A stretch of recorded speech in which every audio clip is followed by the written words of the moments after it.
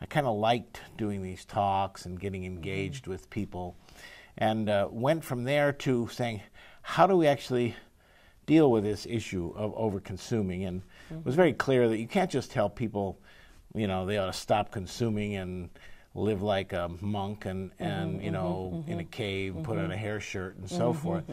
You can't make it seem that this is all about sacrifice, because people, whether they should or shouldn't isn't the issue. They don't respond to that. And so what I believed, and I was meeting with a number of people who were concerned with this issue. So who are these people? And tell me, I mean, I hear that there was such a great response. What do you make of that? You touched a nerve, and why did you, I mean, what was happening other than, you know, the great work that you were doing? What touched a nerve with people? What were you hearing when you went out and did these talks and so forth? Well, I think you have to remember the time period. So this was 1997.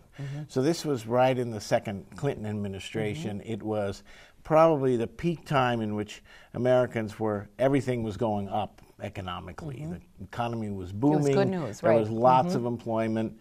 People were spending Internet as if there was no tomorrow. Come of its age. The dot-com boom, Right. all of this kind of thing. So people were spending as if there was no tomorrow. Their assumption was, I can go into debt, I can do all these other kind of things because the economy is just going to keep growing and growing and growing. And I think there were people out there, myself included, but many, many other people who really questioned whether that was a good idea.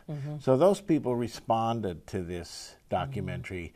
Also, people dealing with children and seeing, there's a lot of concern about kids being very materialistic, wanting everything, demanding that their parents buy me this, buy me that, kids getting into debt. And this show and this concept was popular across the country. It was absolutely as popular in, say, at colleges like Brigham Young as it was at colleges like Berkeley, you know. So